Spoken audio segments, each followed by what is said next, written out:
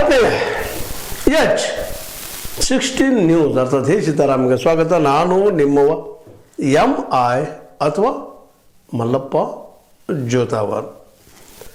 ಇವತ್ತು ಚರ್ಚೆ ಯಾವ ವಿಷಯ ವಿಮರ್ಶೆ ಮಾಡ್ಕೊಳ್ಬೇಕು ಅನ್ನೋ ವಿಚಾರ ಮಾಡಿದಾಗ ಸಹಜವಾಗಿ ಈ ಮನರೇಗಾ ಅಥವಾ ಜಿ ರಾಮ್ಜಿ ಜೋರು ಹಿಡಿದ ಕಾಂಗ್ರೆಸ್ಸಿಗರು ತಮ್ಮ ಸರಿ ಅಂತಾರ,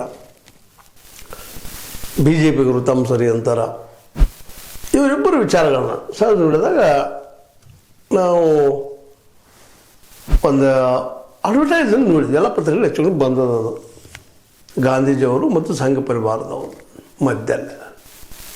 ಅಂದ್ರೆ ಗಾಂಧೀಜಿಯವ್ರನ್ನ ಮುಂದಿಟ್ಟುಕೊಂಡು ಸಂಘ ಪರಿವಾರವನ್ನು ಹರಿಯುವಂಥ ಕೆಲಸ ಅಥವಾ ಇದು ಕೇವಲ ಕಣ್ಣೊರೆಸೋ ತಂತ್ರ ಜಿ ರಾಮ್ಜಿ ಅಂದಿದ್ದು ಮಹಾತ್ಮ ಗಾಂಧಿಯವರ ಹೆಸರು ತೆಗೆಯುವಂಥದ್ದು ಅಂತ ಆದಷ್ಟು ಟೆಸ್ಟ್ ಮಾಡಿ ಹೇಳುವಂಥ ಒಂದು ಅಡ್ವರ್ಟೈಸ್.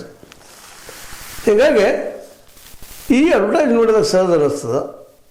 ಇವತ್ತು ಕಾಂಗ್ರೆಸ್ಸಿಗರು ಈ ಒಂದು ಗಾಂಧೀಜಿಯವ್ರ ಮುಂದಿಟ್ಟುಕೊಂಡು ಸಂಘ ಪರಿವಾರಕ್ಕೆ ಅಟ್ಯಾಕ್ ಮಾಡುವಂಥ ಕೆಲಸ ಮಾಡ್ತಾ ಇದ್ದಾರೆ. ಇದು ಸರಿನೋ ತಪ್ಪು ಬೇರೆ ವಿಷಯ.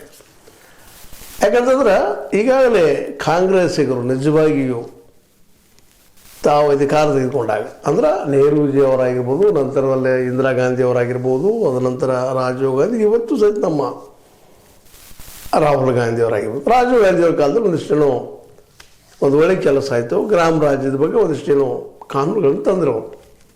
ಅದು ನಮ್ಮ ಕರ್ನಾಟಕ ಅಂತ ನಮ್ಮ ನೀರಿನ ಸಾಬಿ ನಿಮಗೆ ಗೊತ್ತದ ನಜೀರ್ ಸಾಬ್ ಕರ್ನಾಟಕದಲ್ಲಿ ಪಂಚಾಯತ್ ರಾಜ್ ತಂದರು ಜನತಾದಳ ಮೂಲಕ.